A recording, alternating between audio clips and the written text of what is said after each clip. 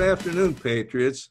This is the American Vision, broadcast on the TLBTV network and brought to you by the Liberty Beacon Project. I'm your host, Bill Muckler, and I'm coming to you from my home studio in Cocoa, Florida, on America's beautiful Space Coast. And today I have a special guest, Dr. Ileana Johnson Paugh, who is an expert on communism and Agenda 21, Agenda 2030, and we've talked before and had interviews before. So Dr. Johnson, welcome to the show. I'm so glad to have you on again today, and we're going to further explore Agenda 21, UN Agenda 21, which is really something all of our viewers and everybody in our country need to know about. Well, thank you, Bill. Thank you for having me again. And this Agenda 21, as you know, has morphed into Agenda 2030 because they weren't successful 100% with Agenda 21, so they had to push it back to 2030.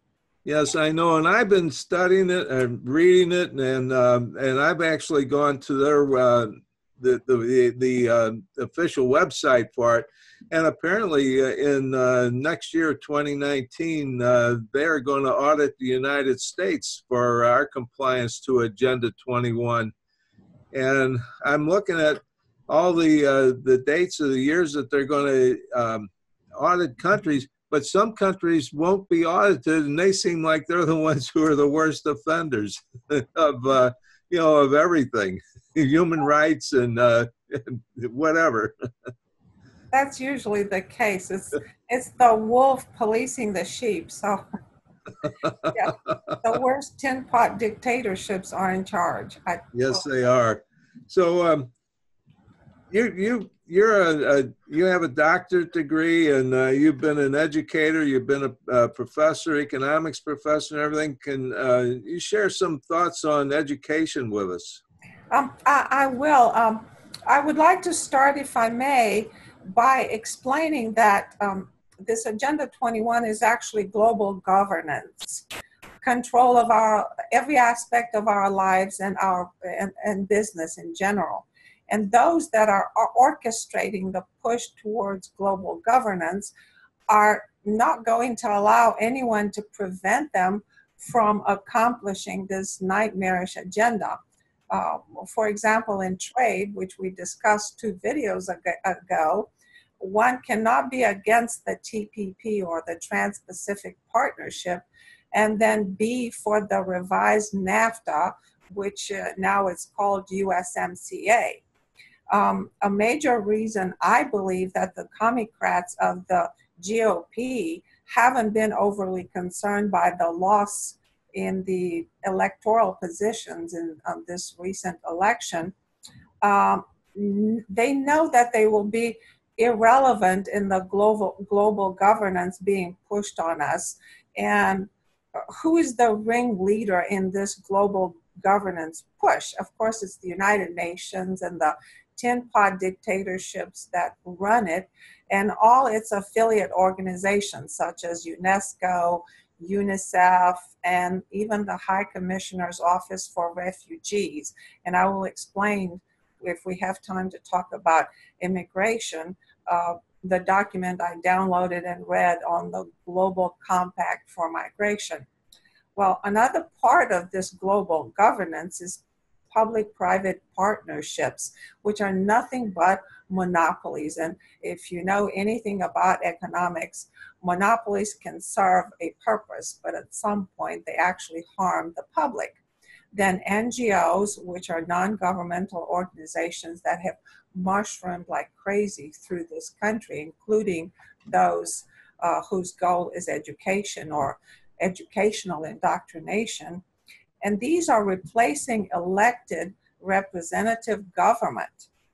For example, our Vice President, Pence, is a huge proponent of public-private partnerships. Who signed us onto Agenda 21, the very president whom we've all respected, and he's being eulogized today. And of course, his signing us, United States, when I say us, I mean United States, onto Agenda 21 has been cemented by Bill Clinton, former President Bill Clinton, with his executive order on sustainable development. And if you ask most young people today, whether it's millennials, Generation X, or even younger, they're all going to talk about this sustainable development and global citizenship. So the question then becomes, how were they indoctrinated to believe so? And our education system has now become more or less a place of indoctrinating them into global activism, as opposed to teaching them history, math, science, and civics. And so the liberal educators in this country have been very successful, and I know that they're mostly liberals. I was one of the few who were conservative for 30 years because nobody challenged the progressive education and their agenda. I've looked most recently at a catalog of textbooks by, I think, Penguin, and it's a long, long list of books having to do with social activism and social justice, and nothing about actual education. So we're waking up to the unraveling of our society caused by this liberal education, and wondering what happened. Well, it's been happening since the 60s, but it has accelerated since 1979 when Jimmy Carter established the Department of Education. And conservative news outlets are pointing out the obvious. Our children have had at least 40 years of socialist indoctrination, and it's finally bearing fruit.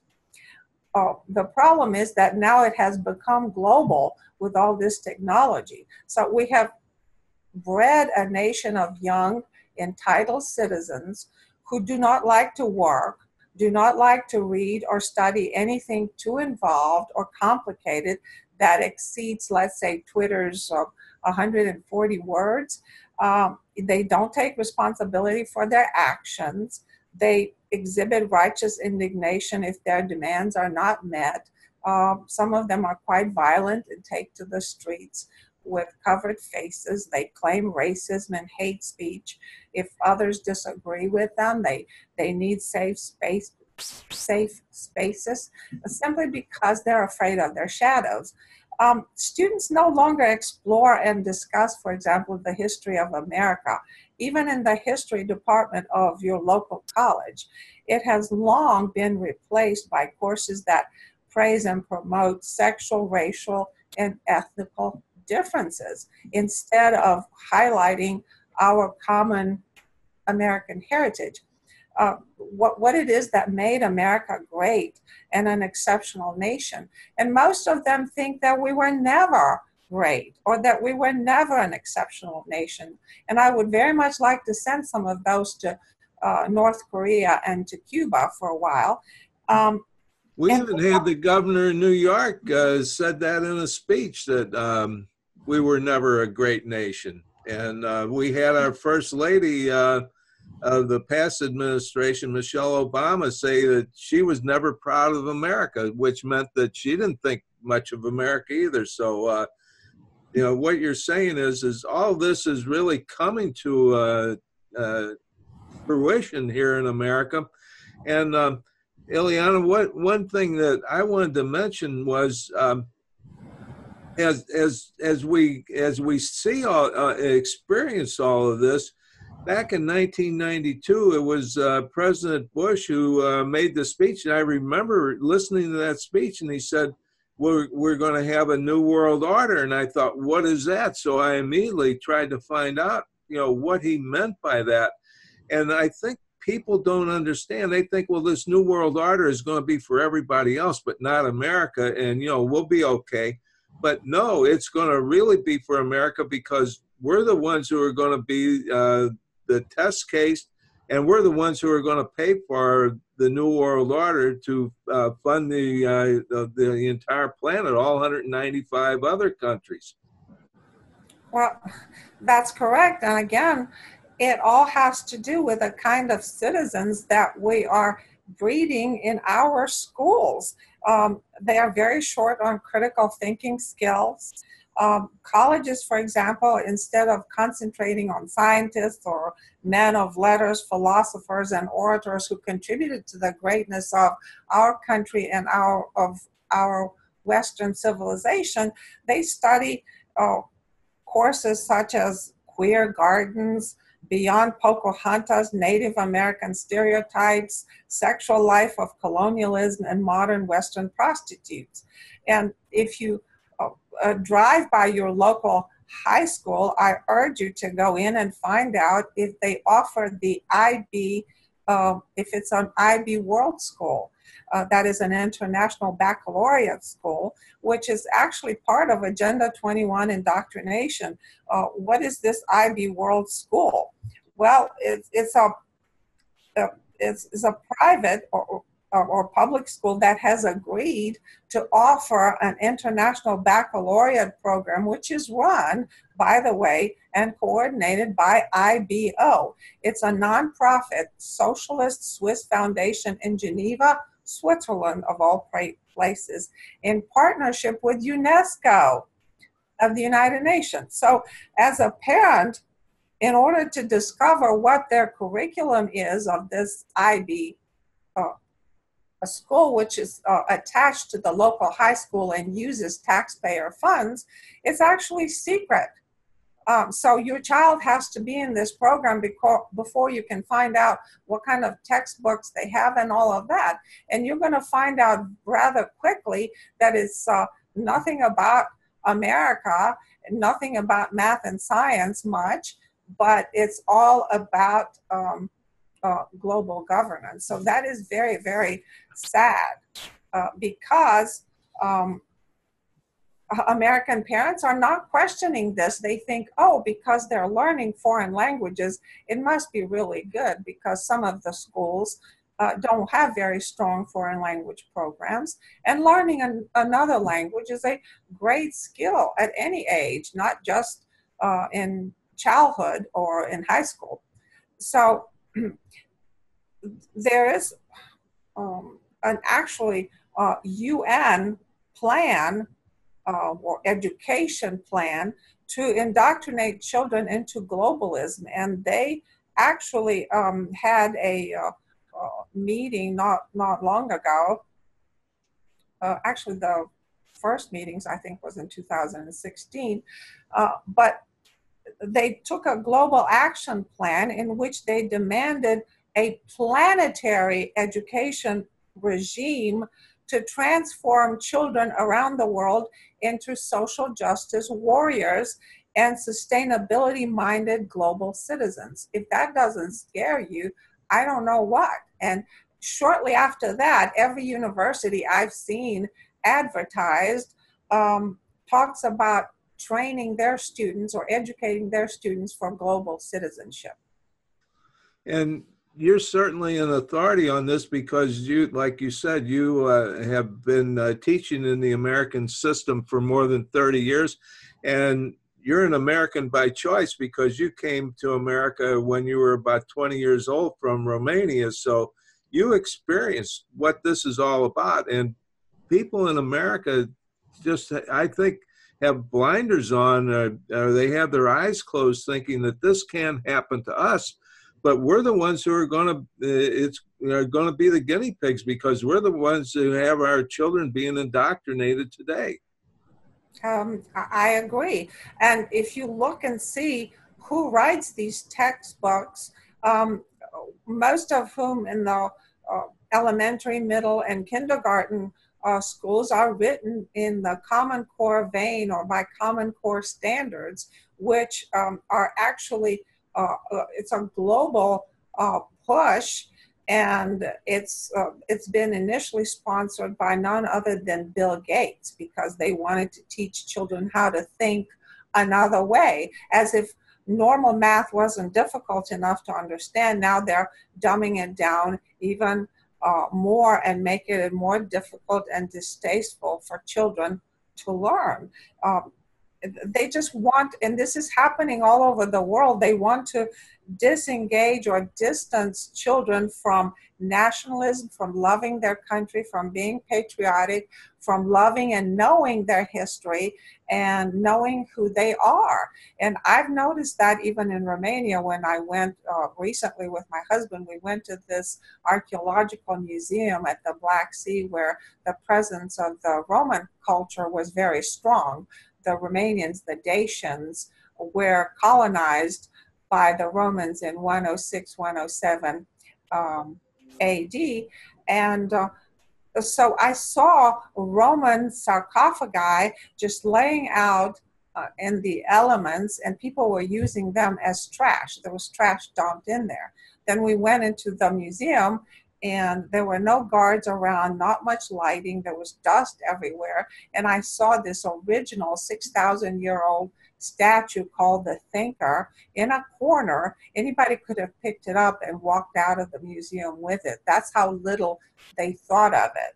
And just beautiful buildings that are just jewels of architecture just left to decay because nobody really cares anymore about history and their national identity. And that's because of the push of these various NGOs that flooded the world with individuals who wrote textbooks for the children of that specific nation, not just in Romania, but many, many others, because they want to raise individuals who are emotionally, ethically, intellectually, physically, socially, and spiritually devoted to this globalism. Yes, and you mentioned NGOs or non-governmental organizations that are doing this, but they're all funded by the United Nations, which is funded by United States of American taxpayers. So we're actually paying for our own demise, so to say. And then when you talk about the education and so forth, what they know, and this goes back to if anybody ever read the Communist Manifesto or anything like that. What they do is they first of all, in order to take control of the people, they have to get rid of our religion. They got to get rid of our, dumb down our education, and then start taking away our history. That's what happened in Russia and all the communist countries. They shut down the churches. They took down the statues of the, historical statues and so forth. So, and that's what's happening here in America today. For example, there's a big push now to eliminate all the statues and memorials of the Confederacy. But that's all part of our history, and people need to know that history, I believe. Of course, I totally agree. I just want to quote an example that in this indoctrination that comes from the United Nations. In last year in Korea, there was a UN Education Summit, and the boss of UNESCO was a woman named Irina Bokova, Bokova.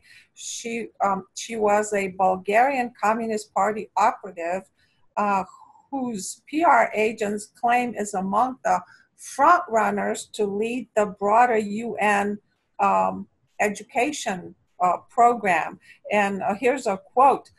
We have the collective duty to empower every child and youth with the right foundations, knowledge, values, and skills to shape the future as responsible global citizens, building on the successes of the past 15 years.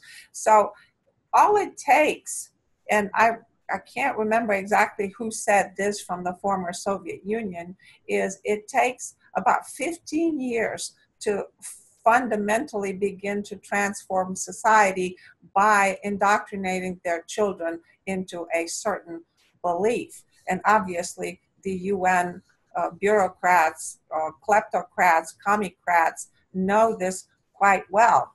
I found the testimony in an article of January this year from a Romanian young man who was one of Soros's foundation beneficiaries of full paid scholarship to a university of their choice, either in Europe or in the United States.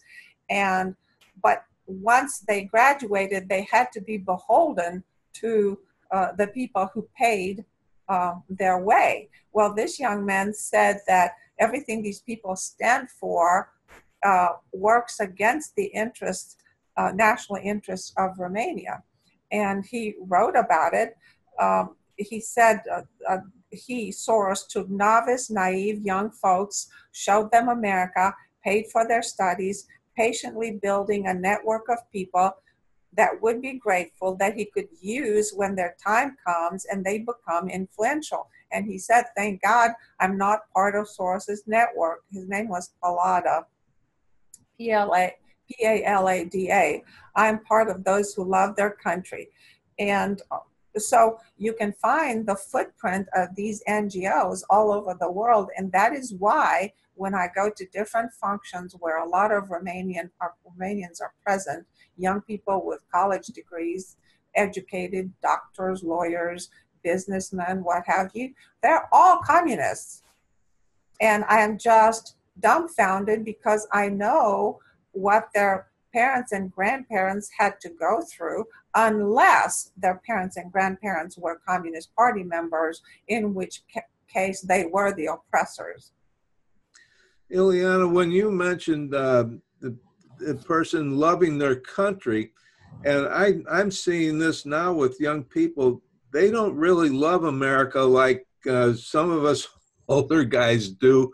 And when it gets to a point where we become a one world government under this new world order, there won't be any country to love. But can we really love the planet? Can people relate to it? Or are we just going to be mindless zombies who are doing what the proletariat, the bureaucracy, I guess I should say, wants us to do?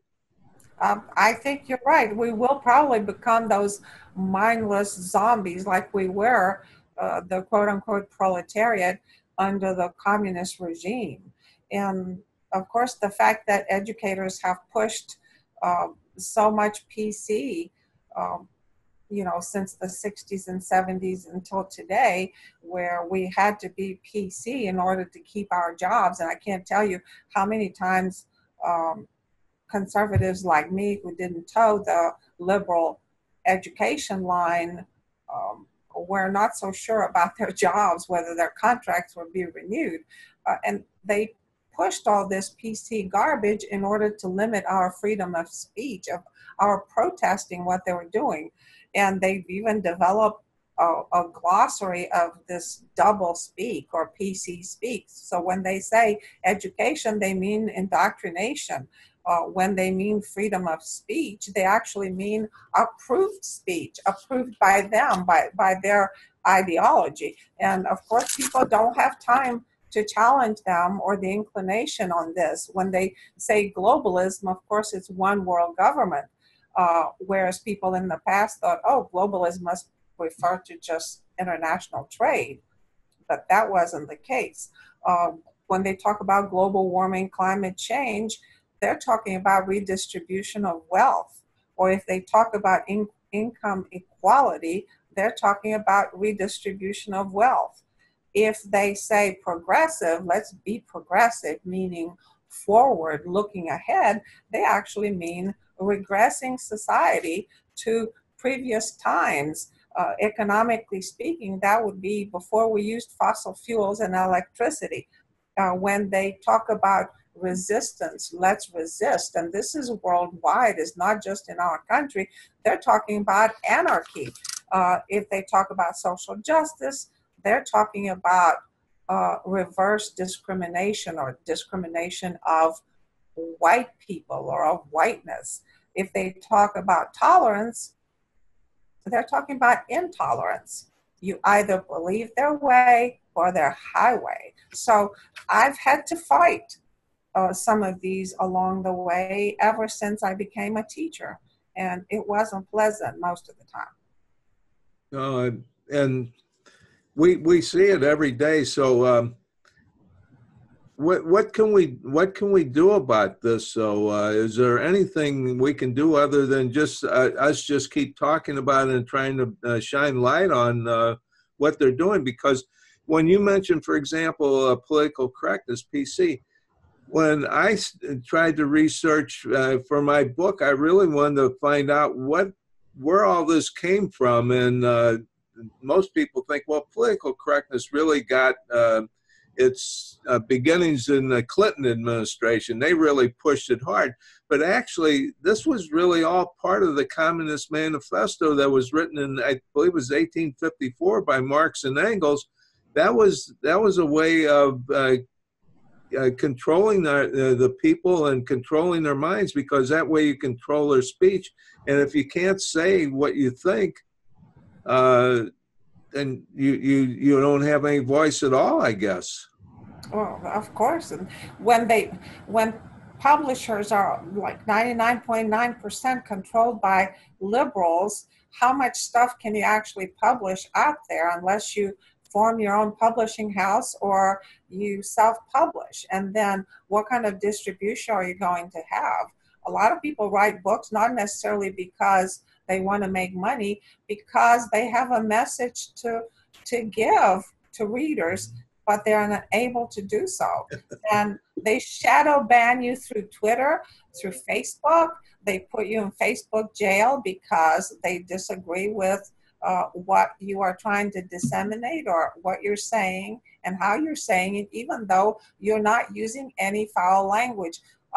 They just awarded a Pulitzer Prize for art to some rapper who uses such foul language in the lyrics that radio stations cannot even play his music because it violates FCC language rules.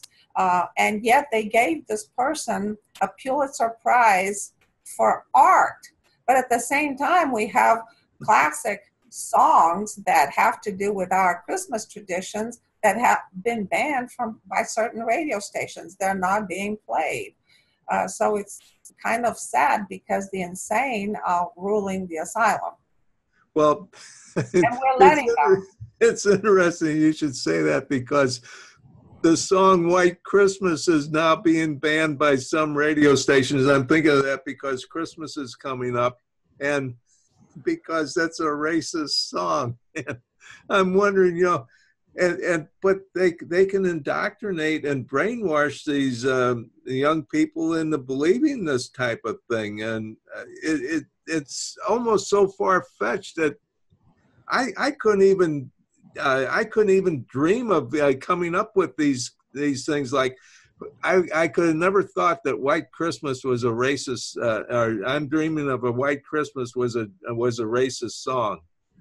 Well, you asked earlier, yeah, I know, but you asked earlier, what can we do about it? Well, our children are in public schools, unfortunately. You could pull them out from public schools and take them to private schools. Unfortunately, the private schools, some of them, are using Common Core standards as well and indoctrination.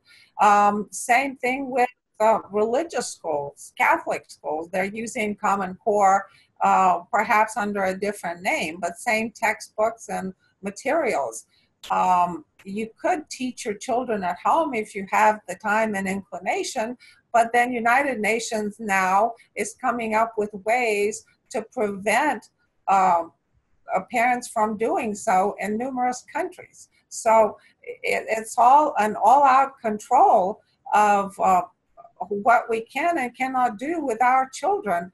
That we don't have any control when they teach them the most vile sex education, even in kindergarten, without our approval. We don't have any control when they take away any kind of symbol of Christianity from schools because you can't mix church and state. And if you object, they throw you out of meetings or they arrest you at worst. But at the same time, they make all sorts of room for other religions, such as Muslims. And they bend over backwards to do it, because I know I had Muslim students and they were always let out of school no questions asked. When they had religious holidays, they didn't have to make up work, but other students had to. At some point, we weren't allowed to put up Christmas trees, and we were totally censored because it offended the Muslims or it offended the atheists. We had days when gay students were allowed not to speak. So how do you conduct class when a certain percentage of your class doesn't want to speak because they are in solidarity with the gays? So it was a very unpleasant atmosphere, and I'm very surprised that people still want to be teachers. Yeah, I wonder that myself. So anyway, it's been such a pleasure having a teacher on the show with me today, and I really appreciate you being on with us again, Ileana, and hopefully we can continue these conversations in the future. So we'll just have to wait and see, but I certainly would love to have you come back again. So to everybody that's watching, get the book, get UN Agenda 21 and read about it and start learning about this. That's how I learned myself. I've read this book is really the best one I've read that really explains what's happening to us here in America today. Well, thank you, Bill, for having me, and hopefully next time we'll have time to talk about immigration, because that's another very important subject. I totally agree, and I would love to do that. Thank you so much. Thank you. Until next time. Okay, boys and girls, I'm back for a quick commercial message. Please get UN Agenda 21, Environmental Piracy by Dr. Ileana Johnson Paugh. You can get it on Amazon. You can buy it from her, and she writes articles, and you can go to her, contact her by email, and you can receive her articles. I receive them, and I read them, and they're so educational, and it's 5 or 10 minutes of just some of the best time you can invest in yourself. And while you're talking about investing in yourselves, invest in getting 2020 A Clear Vision for America. Now, some of you already have the book, and some of you don't. And if you have it, you can also get me to just order one and tell me to send it to someone as a gift. They make a great gift. Hey, where can you get a gift? Any place. You can go to Amazon or anywhere you want to go, and you cannot get a priceless book like 2020 A Clear Vision for America for $20. I pay the taxes. I pay the shipping and handling. I sign it and write a nice note in there to the person that you're giving it to, and I mention you in there. And then I mail it out in time for Christmas. It's the greatest thing ever. And actually, you really make me feel good, because I'm not making any money off of this. But as Dr. Johnson said, we want to get our message across. That's why I did this, and that's why I self-published, because the publishing companies would not publish my book. There was no way they were going to do that. And if you got a couple of bucks left over, you can always donate to Toys for Tots, because you know I'm the big Toys for Tots guy, and I even wrote some of that on in my articles and so forth. So that's something for Christmas as well. And again, keep reading, people. You have to read, and you have to learn, and we're just so blessed to have somebody like Ileana being able to share her wealth of wisdom and experience and knowledge with us. So where there is no vision, the people perish. That's Proverbs 29:18, and I didn't make that up, but I live by that. And I also live by the oath I swore when I became an officer in the United States Marine Corps, to defend and support our Constitution. So, folks, remember, we have to change what's happening in America today. We have to let people know that we can't go along with this new world order, this globalism that will rob us of our sovereignty.